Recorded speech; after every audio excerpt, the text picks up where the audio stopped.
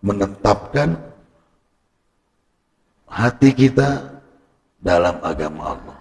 Artinya bagaimana orang beriman menjadi orang yang takwa dengan takwa yang sebenar-benarnya, dan menjaga matinya itu tidak dalam kondisi yang tidak beriman.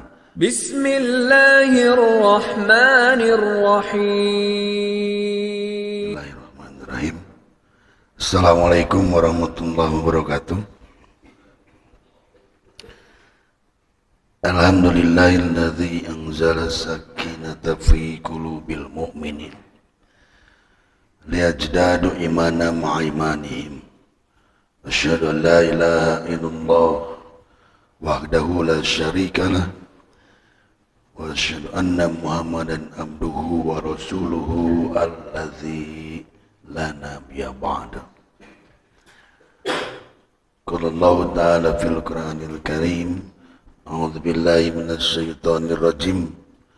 Ya ayyuhalladzina amanu ittaqullaha haqqa tuqatih wa la tamutunna illa wa antum muslimun. Hadirin jamaah pengajian Masjid Al-Hikmah Ahad Subuh, alhamdulillah puji syukur kita panjatkan kepada Allah Subhanahu wa taala yang masih memberikan kekuatan kepada kita semua atas kehendaknya, atas keridhoannya, sampai pada pagi hari ini kita masih diberi oleh Allah kesempatan untuk selalu mengevaluasi diri kita dengan berbagai cara dan berbagai kondisi. Di antaranya adalah thalabul ilmi. Dengan berthalabul ilmi ini, dengan menambah ilmu atau mengulas, mengingatkan kembali ilmu yang telah kita terima, itu menjadi satu kunci kita untuk terus berintrospeksi, mengevaluasi, bermuhasabah pada diri kita semua.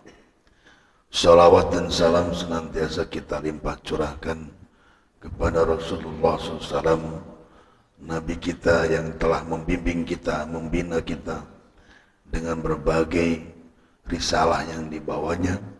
Tentunya kita sebagai umatnya senantiasa akan selalu mencari melalui salah satunya thalabul ilmi ini, pendekatan ibadah yang menurut kita mungkin mudah-mudahan sesuai dengan apa yang diharapkan oleh Rasulullah SAW, yaitu mengikuti apa yang dilaksanakannya. Pada kesempatan pagi kali ini, insya Allah berkaitan dengan hal itu, pada pertemuan ini saya akan berbincang-bincang, mengajak para ikhwat iman untuk meneguhkan hati atas agama Allah. Artinya meneguhkan hati pada agama kita sendiri. Seperti yang sering kita baca dalam mukadimah, dalam khutbah Jumat, ataupun dalam ceramah-ceramah yang tadi pun saya bacakan, kita senantiasa membaca ayat ini dan kita sudah tidak asing lagi, di luar kepala sudah hafal, bahkan mungkin saking apalna tulisanan lagi kumaha deui gitu. Tapi apal pisan ayat ieu teh, duka surat naon ayat sabaraha. Tapi ketika khotib atau para dai ustaz membaca ayat ini, kita langsung dalam hati mengikutinya.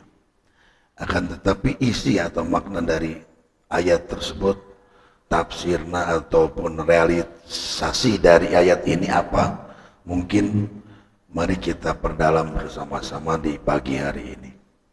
Allah Subhanahu wa taala dalam Quran surat Ali Imran ayat 102 senantiasa memberikan penguatan kepada kita bahwa yang namanya hati, pekerjaan hati itu ada dua, untuk mengikat kita senantiasa berada dalam agama Allah. Kita sering mengatakan mudah-mudahan pengajian ini atau kebiasaan baik ini senantiasa kita jalankan dengan istiqomah. Istiqomah itu apa artinya? Istiqomah itu kata dasarnya fi'il madina teh koma itu berdiri. Nah, kita selalu mengatakan istiqomah itu senantiasa didawamkan, konsisten, terus menerus gitu kan ya, istiqomah. Padahal kata dasar nama qoma yakumu qiyaman, berdiri. Makanya perintah Allah dalam Al-Quran kepada kita semua melaksanakan sholat itu dengan kalimat aqimus sholat. Dari aqimus sholat itu artinya apa? Bukan melaksanakan sholat, dai melaksanakan menja'ala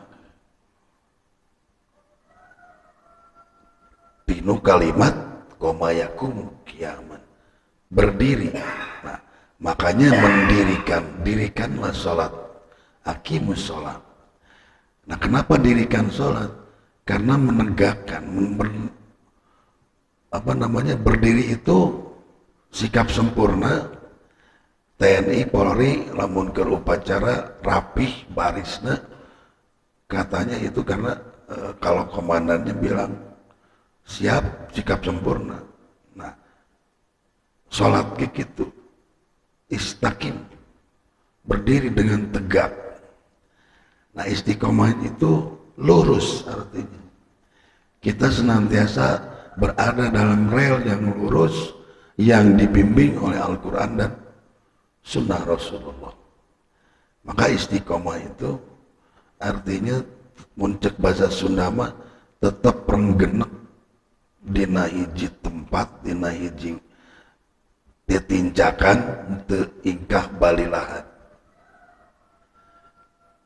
Didinya we terus moal keluar tina garis, moal lompat ka reup, moal mundur ka tukang. Mun ceuk Sunda mah paribasana teh naon? Teu gedag kaanginan, teu lapu kahujanan. Istaqim, berdiri dengan tegak. Makanya dalam hadis Rasulullah yang lain, sholat itu tiangnya agama. Kenapa disebut tiangnya agama? Karena memang dari kalimat perintahnya pun dirikanlah. Nah, di sini Allah senantiasa untuk memberikan kepada kita muncul orang motivasi kepada orang yang sudah bertakwa. A'udzubillahi minasyaitonirrajim, ya ayyuhalladzina amanu ittaqullaha. Bertakwalah kepada Allah. Perintahnya haqqa tuqatih, dengan takwa yang sebenar-benarnya. Ayat takwa nu sebenar-benar itu juga kumaha gitu. Di awal kan sudah bertakwa. Di awal sudah dikatakan beriman. Hai orang beriman, bertakwalah engkau. Kalau dari kalimat itu kira-kira wajar tidak orang beriman disuruh bertakwa? Panis beriman, nah disuruh bertakwa. Gitu. Kalau di awalnya ya ayuhan nas, wahai manusia, ittaqullaha, wajar jika hai orang-orang, hai manusia, wahai sekalian manusia, bertakwalah. Dalam kalimat sederhana di dalam kehidupan kita, biasanya kita mengajak kepada orang yang sudah atau belum. Mari Pak, kita makan. Biasa nama mondino ajat, naon ku sohibul bait yang punya rumah dipersilakan makan, kita saling mengajak. Makannya belum kan? Mari Pak, makan. Ya duluan. Nah, biasanya kita mengajak pada yang belum. Ayo orang babarengan yuk. Sehingga ibu-ibu badai kapangawasan sok silih samper ngajak kata tanggana anu digigiran bumina. Nah, ngajak kata tanggana gigiran imana teh nyamper kan osok kan utara. Kan osok di orang Banda. Ya. Ibu ayo pangawasan Sabtu jam 4 sonten di Alikma. Mangga di payun. Omun kela nuju dangles kene. Mangga ti payun jeung nu dangles kene osok tanah. Biasana eta teh nu diajak teh nu osok. Nu tara mah tara diajak. Nah ada geus puguh tara cenah diajak ge. Ya ayyuhalladzina amanu ittaqullah. Kenapa Allah memberi taukid kembali? Haqqa tuqatih di tukang nanti. Dengan kalimat dengan sebenar-benarnya takwa. Nah, teh cukup kalimat seruan beriman di titah takwa di titah takwa deui nanti anu sebenar-benarnya. Karena di sini kalimatnya lebih berat lagi. Wala tamutunna, dan janganlah engkau mati. Janganlah engkau mati illa wa antum, kecuali engkau semua, kecuali kalian semua muslimun. Lamun jalma tara salat, tara zakat, tara ibadah pokoknya termasuk dalam kalimat ini tidak. Wala tamutunna, dan janganlah kalian mati illa wa antum, kecuali engkau muslimun, dalam keadaan muslim. Banyak orang mengaku muslim, banyak orang mengaku beragama Islam, tapi tidak sedikit juga yang tidak melaksanakan ajarannya. Di antaranya nu babari salat. Aya jelema nu tara salat tapi muslim seueur banyak. Nah, ketika meninggal masuk kategori ini tidak. Jalma muslim tapi tara salat, jajauheun puasa mah masuk karena kategori ini tidak. Jalma muslimah ngaku seorang muslimah di kerudungna ka pengajian unggul. Mun aya kalau di pesantren insya Allah ya di kerudung teh kasarege di kerudung. Tapi kalau di perguruan tinggi yang berlabelkan Islam, ada yang di kerudung nanti keur kuliah we unggul gitu. Keluar kuliah maka kosan bulucun deui we. Banyak yang gitu, banyak. Bahkan lembaga perguruan tingginya pun teu negor deh. Komo nulis jadi universitas mah bebas daya universitas, lain institut deui. Ngaranna Universitas Islam tapi loba nu ditium. Yang begitu itu muslim yang nanti terancam oleh kalimat wala tamutunna, awas kalian jangan mati dalam keadaan tidak muslim. Emang kunaon ancamanana lamun orang maut tidak dalam kondisi yang muslim? Hadis Rasulullah sallallahu alaihi wasallam, apabila ada di antara kalian sedang menghadapi sakaratul maut, lakinu mautakum, la ilaha illallah, lakinu talkinkeun ku anjeun, talkinkan dia mautakum yang meninggal di antara yang mau, yang hendak, yang akan, atau bahasa istilah Islamnya yang dalam kondisi sakaratul maut. Ngarewaskeun kalimat la ilaha illallah itu kepada mautakum. Mautakum itu bisa dua makna. Bisa terambil dari kalimat mayitun atau maitun. Kalau mayitun artinya naon?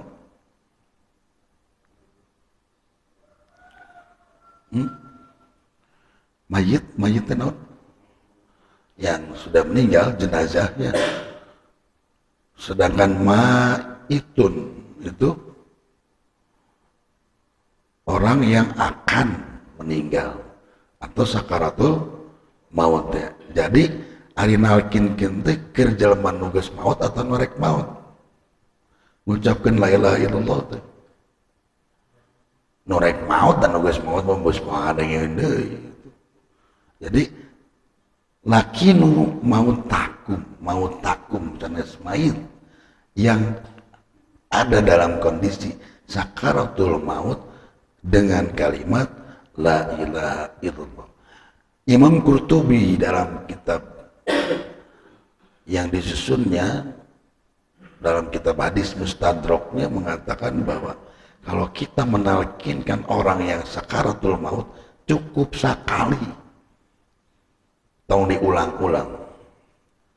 Kalau kita kan terus nya gigirin cepil nanti la ilaha illallah. Sok pak tuturkeun pak la ilaha illallah. Ayo ma tuturkeun ma. Kata Imam Qurtubi tidak perlu kita mengulang-ulang kalau dia sudah mengucapkan itu. Dan kalau kita terus mengulang-ulang, justru setan menggodanya untuk semakin berat mengatakan kalimat la ilaha illallah. Jadi kudu kumaha tuh harewaskeun alaunan kalimat la ilaha illallah terus ketinggal mah lambaina ngucapkeun la ilaha illallah sudah cukup. Karena bukan lafaz yang dilisankan yang diinginkan oleh Allah, tetapi hati yang justru tadi wala tamutunna illa wa antum muslimun teh. Da moal nepi kalimat talqin nu diarewaskeun karena cepil si calon jenazah itu kalau tidak ada nu ngaitkeunana dina teh. Jadi kudu aya lah tempatna jika orang ngadoakeun ka budak urang sing soleh. Ya Allah, solehkanlah anak-anakku, jadikanlah qurrata ayun yang menjadi mata atau buah apa? Menjadi penyejuk, penenang buah hati kita, dan jadikanlah mereka yang paling pertama membela agamamu. Aiku orang didoakeun budak orang teh budak orang tara salat acan rek ditarima kumaha jiga nyician cai tina teko wadahna nya ka mana we abor-aboran. Maka di sini pun sanajan ngaku muslim ari masih kene percaya kanu lain salian ti Allah rek diwadahan kanu naon tak kalimat la ilaha illallah itu. Bahkan hadis yang lain kan mengatakan yang diriwayatkan oleh riwayat hadis Abu Daud,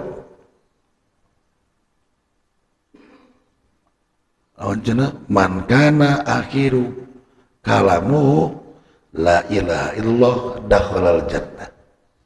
Barang siapa yang di akhir ucapannya ketika sakaratul maut mengatakan kalimat la ilaha illallah dakhalal jannah, masuk surga.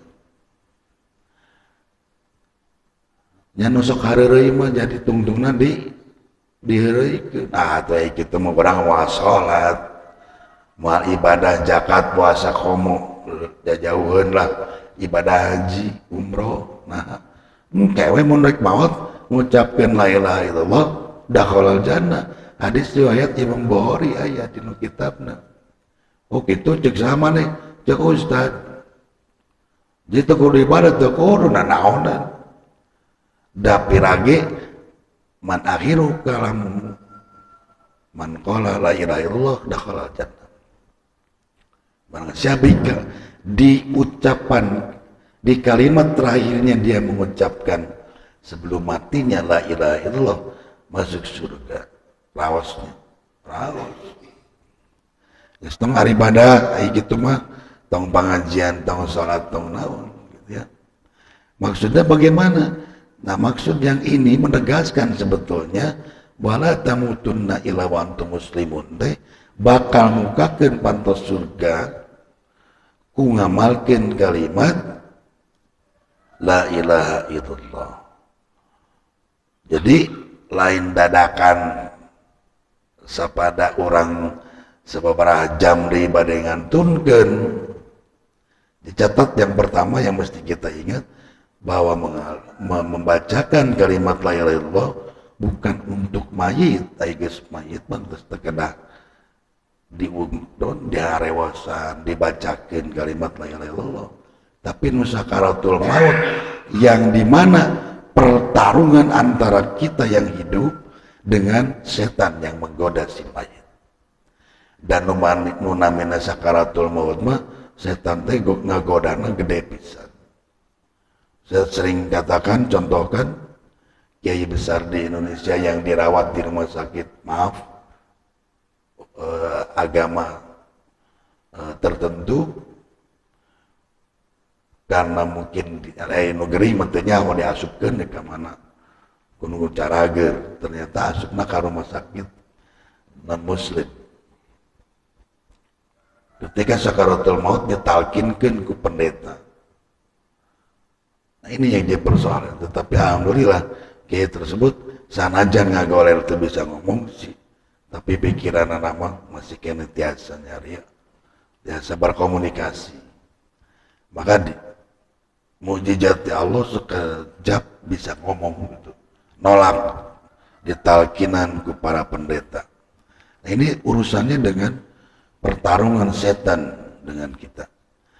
Nah, lantas yang jadi persoalan ketiga, orang teh moal bisa jadi jalma nu takwa sebenar-benar takwa kalau lingkungannya tidak mendukung. Pertanyaannya, sudah siapkah kita? Siapa yang akan mentalkinkan kita?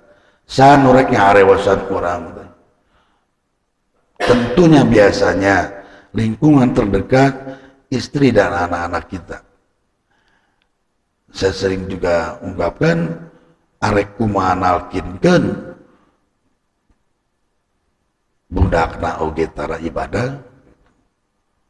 Nu kadua boro-boro ngamandian, boro-boro ngapanan nyolatkeun jeung nguburkeun, pas rek disolatkeun teh riweuh sorangan. Aya kejadian dia gitu.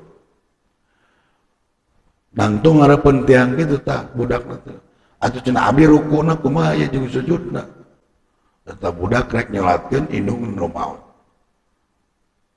Artinya apa? Itu diajarkeun teu ku urang ti mimiti ayeuna ye. Engke teh sanu rek nalkinkeun urang. Seperti kemarin yang baru-baru kemarin yang meninggal teh aja. Ko Stephen teh. Dia sudah menyiapkan kain kafan untuk anak-anaknya. Ketika anaknya misalkan lahir, ayah kain kafan yang si budak kaiji, kedua katilu gitu. Kenapa? Karena dia ingin ketika yang siapapun yang meninggal di imah eta, geus siap kain kafana, siap anu mandianana, siap anu ngapanan jeung nyelatkeun. Ulah tepikir ge aya nu maot bingung. Pengurus DKM kabeneran nu di araya, warga tetangga kiri kanan di araya, diantep tapi ke jam-jaman rek di mandian teh kaheuras. Saya pernah ada saudara di Cianjur meninggal, nembengi ngalayat jam 8 malam saya sampai di Bandung, jam 9 ada telepon meninggal. Akhirnya balik deui ke Cianjur. Suganda tos beres. Jam 2 malam saya baru nyampe. Candi kumaha jeung baju-baju nakene Jangan sampai seperti itu. Jadi pas ku orang didatangan, sugante digolerkeun di tengah ieu mah teh geus dimandian. Dibuka teh make baju nu tadi pas abdi yang layat gitu. Ini yang perlu diperhatikan dalam memulasara jenazahnya. Kadang sebagian di masyarakat kita ketika mayat itu ketika seseorang sudah meninggal diantep punten kalakah di ngajian heula yasin urus heula mayit ya geus diurus geus bersih sok rek di ngaosan rek di kumaha di pasawahan pernah tah saya buru-buru ti dia teh ngajak izin heula di sekolah sebab memang teman dekat meninggal pas rek saya nyolatkeun data acan diibahkan atau enak itu digolerkeun di dieu cing geura mandian heula teu aya nu tiasa ngaibahkan la ilaha illallah. Jadi tim jenazah itu bukan hanya bisa saja tapi menyegerakan. Saya sampai tadi kan ngamandian heuras kan geus dikieukeun beureun di rumah sakit teh kumaha mandianna da geus heuras atuh dipaksa sieun potong Pak. Nah persoalannya ini dari tata cara ibadah fikihnya. Jangan sampai kita telat dimandikeun mun urang nu maot teh. Ari ayeuna mah insyaallah zaman ayeuna mah tiap masjid geus siap kain kapan jeung segala rupana. Zaman baheula mah pan kudu meuli heula. Keketrok jam 1 peting, jam 2 peting ke toko boy itu. Akhirnya mah siap. Alhamdulillah dengan perkembangan dunia informasi komunikasi orang minang ngaji, minang ningali informasi. Jadi nu kitu teh teu hariwang. Tapi zaman baheula mah keur macicing di lembur anu hese nyingkur tukang boe kudu 1 kilo neanganana ge. Itu yang terjadi di Cianjur dulu saya itu begitu. Ke rumah itu dengan deh kalau ngajar ada ubai yang mayat tadi antep. Jadi mula syaratnya betul-betul harus disegerakan karunya mayat. Nah selanjutnya persiapan yang pertama itu berarti mendidik anak kita yang maut teh kasawai bakal datang tidak melihat tua muda dan siapkan segalanya. Jangan sampai anak-anaknya yang banyak tapi ngamandian ngaboyan ku batur. Saya masih teringat salah satu kiai di Bandung, dia mengatakan Bapak tidak mau apa-apa yang ingin Bapak harapkan dari kalian putra-putra terus maraju secara di jalma lancek Sundaonya. Hiji pas maut aya diriung ku barudak ku istri mun aya kene istrina. Kedua hayang dimandian teh ku budak da baheula lagi bapak ngamandian anjeun. Hayang dikahin kapanan teh ku barudak da baheula bapak ge ngabajuan aranjeun. Hayang dikuburkeun teh ku barudak. Da baheula lagi cenah bapak ngadanan anjeun mimiti lahir jadi hayang ku anjeun deui diadan. Seorang kiai besar di Bandung mengatakan itu. Teu hayang ningali maneh boga gelar luhur, boga jabatan tinggi, harta nu kitu mah geus teu jadi pikiran. Amanat hiji ti bapak ka aranjeun anak-anak bapak, hiji hayang dimandian ku budak. Bolehkah tidak istri kita memandikan kita? Boleh, da muhrim. Anak-anak orang nu awewe meunang memandian orang menang. Ulah ya udah cenah abdi mah istri ari pelebah kieu istri. Kadang ada yang nggak mau memandikan itu karena takut. Kabayang we saminggu tuh bisa sare si bapak kagamar tungtungna jatuhna kana tahayul si bapak aya keur diuk kudu di tengah imah. Isukna di buruan. Nah, dari we disambung-sambung. Inilah ya. Yang ketiga adalah sifat dari jenazah. Maksudnya begini, ketika ada imam masjid atau siapapun tokoh agama yang menjadi imam dalam praktik ibadah sholat jenazah, kita selalu ditanya oleh yang nyambut, namanya nyambutnya di gitu, mukadimahan lah sebelum dikuburkan. Kita suka bertanya, dan ini pertanyaan yang umum, apakah si mayit itu orang soleh gitu kan, apakah si mayit ini orang baik? Jawaban para jamaah kumaha? Ya namanya ngomong bangsat semua kan. Apakah orang ini suka ibadah? Ya, padahal nyaho tara tukang ngariung gitu tahu. Ngaji kitab letik kita bari make duit. Keplak apa teh gawe nanti padahal malakan jelema geus kieu. Tapi pas banget ke orang ditanyana, apakah dia apakah jenazah ini orang baik? Mal mungkin kan orang ngomong ente, berhenti dicarekan ke keluarganya, balik di arah marau bedau, pasti anak baik gitu. Terus apakah jenazah ini ahli surga? Ya nyaho gitu. Nyawa dan malaikat, cek malaikat, sia aing nyatet kieu maneh ngomong surga. Nya gitu teh nyaho pan. Dan malaikat teh urang geus nyatet lain, nah iya. Tapi kira mal mungkin orang nyebutkan ahli nerakanya. Apakah dia ahli surga? Surga, ada mal mungkin. Ahli neraka, tukang musyrik cenah ka Allah.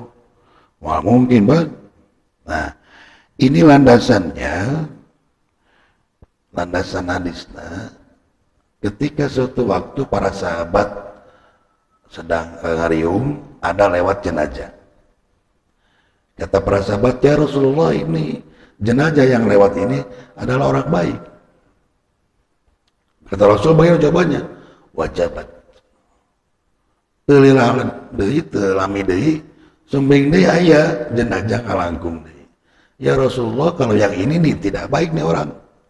Wajabat, kata Rasul. Maka Umar bin Khattab penasaran, ya Rasulullah, ketika ada jenazah yang pertama kita katakan dia orang baik, kau menjawab wajabat. Tetapi juga ketika ada lewat jenazah yang kedua, kau katakan juga wajabat. Apa maksudnya? Maksudnya adalah aku percaya apa yang kau katakan. Dapkulu sahabi udulun. Setiap sahabat mah adil. Ari adil di dieu artinya adil menurut para muhadisin, ahli para kiai-kiai ahli hadis dalam metodologi penelitian hadis. Udulun di sini adil adalah salah satunya syarat menjadi seorang perawi. Ari adil itu jujur. Mun perawi itu jujur pan bahaya. Nah makanya kata Rasul, wajabat itu artinya aku percaya kejujuran kalian. Mun tadi disebut baik, dan yang mengatakan baik itu para sahabat atau kalian semua, maka aku percaya. Dan yang kedua, ketika ada yang lewat dikatakan oleh kalian itu tidak baik, dan aku pun percaya karena kalian jujur. Nah, sepertinya landasan hadis itulah yang dijadikan pijakan oleh kita semua. Lamun aya mayit di dia teras imam saacan sholat atau saat sholat naros gitu, itu mungkin. Sepertinya istimbatnya apakah ke sana atau bukan? Kesimpulannya ke sana atau bukan? Kalau kita lihat dari riwayat tadi, kesimpulannya itu sana kudu ditaros gitu. Dari urusan asup surga jeung teu asup surga mah lain urusan urang. Tapi urusan saha? Urusan masing-masing. Setiap manusia akan mendapatkan ganjaran dari Allah dari apa yang dikerjakannya. Walaupun tadi ada hadis yang mengatakan barang siapa di kalimat terakhirnya dia mengucapkan la ilaha illallah, dakhalal jannah, masuk surga, bukan satu jaminan. Da lain ku sabab mengucapkan la ilaha illallah di nulisan ieu, tapi nu tadi haqqa tuqatihi, wala tamutunna illa wa antum muslimun. Nu kumaha nu ngahitkeun sabat. Sabat teh naon? Dalam bahasa Arab di nu ilmu nahwu aya istilah subutun nun, tetapnya nun. Di sabat teh teguh, tetap, panceg. Jadi lamun orang sudah menetapkan hati kita mancegeun hati orang tadi mah istiqomah lurus tegak, ya mah mancegeun magehan di pagehan mun ieu mah tiang mah di beton ka anak di sabat meneguhkan. Nah, yang meneguhkan itu yang akan menjadi wasilah kita mudah-mudahan tadi dakhal jannah. Tapi menguatkan lebih kuatnya naon? Amal perbuatan orang we anger. Ada hadis lagi yang mengatakan tentang bahwa orang yang meninggal jika disolatkan oleh 40 orang yang tidak pernah musyrik dakhalal jannah. Hadisnya sahih dalam kitab Sahih Bukhari ada. Jadi lamun ayeuna orang disolatkeun di dia ke 40 jalmi, insya Allah jalmin 40 itu tidak pernah musyrik kepada Allah, dakhalal jannah. Pertanyaannya kalau kurang dari 40 bagaimana? Waktu kemarin 2 tahun ke belakang banyak orang meninggal gara-gara COVID. Padahal nu ngauntunkeun teh ahli masjid, ahli ibadah, ahli thalab ilmu. Teu aya nu nyolatkeun. Sampai ada satu kasus bertanya, "Ustaz, kumaha atuh nasib pun lanceuk? Nasib suami saya yang meninggal cuma 3 orang yang menyolatkannya. Dakhalal jannah moal." Kinten-kinten kira-kira bagaimana kalau begitu? Hadis eta teh. Di banyak hadis yang mengatakan seperti itu. Jawabannya naon? Sanajan yang tiluan, tapi ari ikhlas mah ridho, insya Allah dakhalal jannah. Nah, nu ngajadikeun dakhalal jannah, kita yakin orang itu memang tadi jika sahabat, ya jelema ahli masjid, ahli ibadah. Urusan surga mudah-mudahan dakhalal jannah. Gitu. Tapi jangan sampai ada kalimat lamun teu 40 mau asup surga karunya tuh. Nu maot jiga baheula kapal anu leungit teh pesawat terbang MH17 tuh berarti. Nu hancur berkeping-keping. Ari pan nu nyolatkeun nu ngamandian kan. Nah, ini urusannya jangan membaca hadis reterelek tekstual, tapi kadang kita harus membaca secara kontekstual.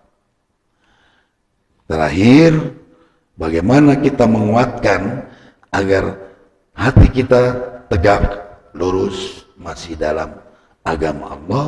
Yang pertama adalah dengan membaca doa yang sering kita baca setelah sholat. Ya muqallibal qulub, tsabit qalbi ala dinika.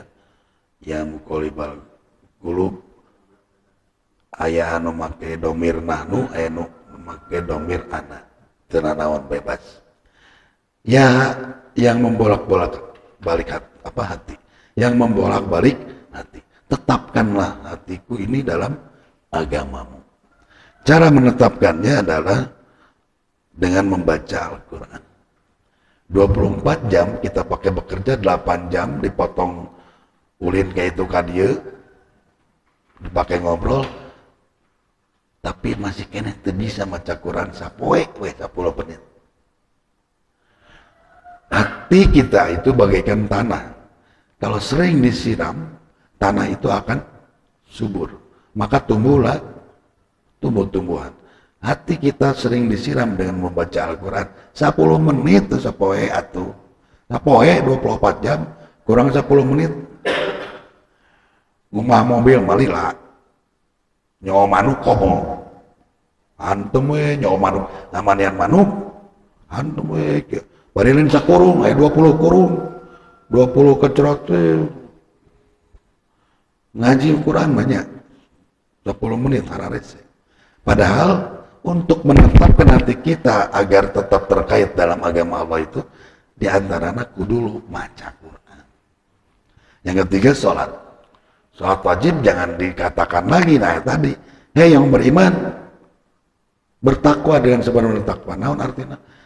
Ari sholat wajib mah geus teu dicaturkeun deui.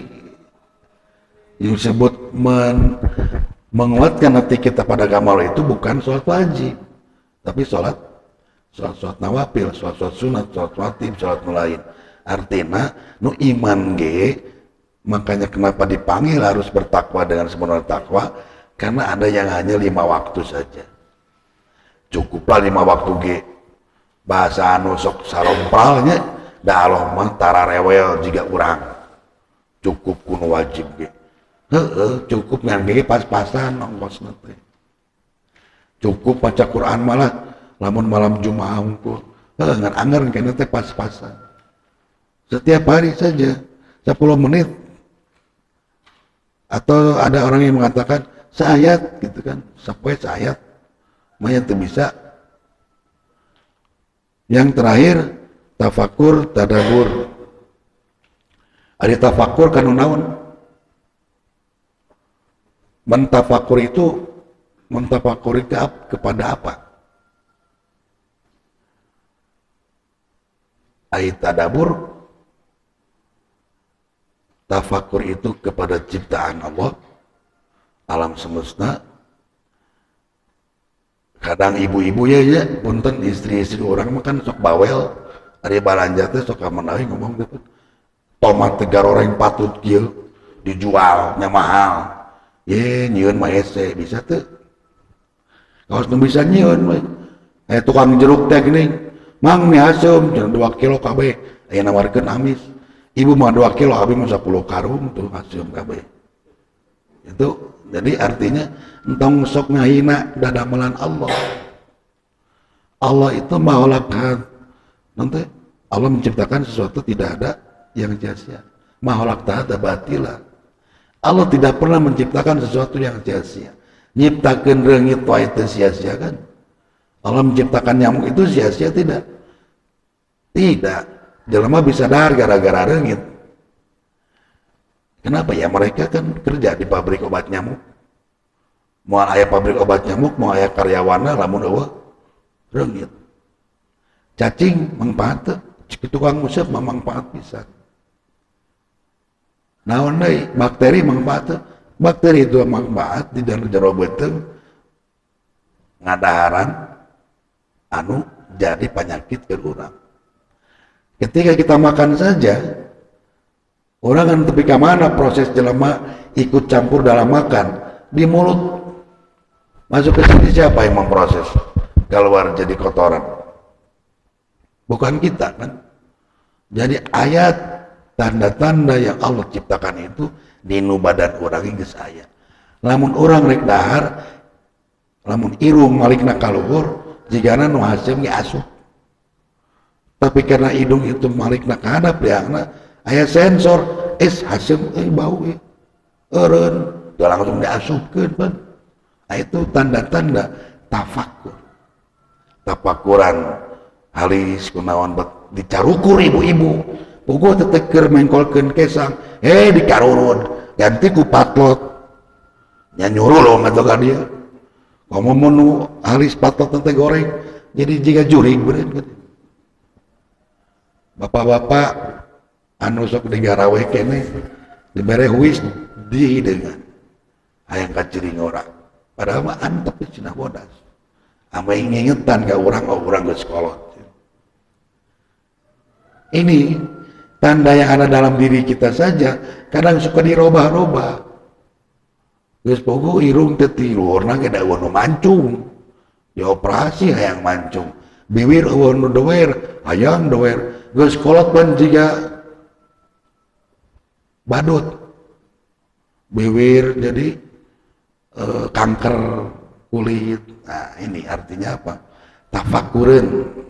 Yang kedua tadabur. Tadabur kanu ayat Quran. Karena mengaitkan kita dengan agama Allah, ketika kita sudah bisa tafakur dan tadabbur, terakhir tungtungna naon? Tasyakur. Insya Allah orang minang syukur kalau kita sering tafakur dan tadabbur. Tapi kalau kita tidak sering tafakur tadabbur, yaituna takabur. Siga Firaun. Ana rabbukumul a'la. Aku adalah Tuhan. Tapi ku Allah masa etik. Tiup we. Langsung pan teuleum tah. Firaun tenggelam. Hanya dengan kehendak Allah, siapapun mata tong sok jadi jelema anu takabur teh tadi jarang tafakur, jarang tadabbur. Itu saja yang bisa saya sampaikan. Rabbana hab lana min azwajina wa dzurriyyatina qurrata a'yunin waj'alna lil muttaqina imama. Rabbana atina fid dunya hasanah wa fil akhirati hasanah wa qina adzabannar. Aqulu qawli hadza wa astaghfirullah li wa lakum. Assalamualaikum warahmatullahi wabarakatuh.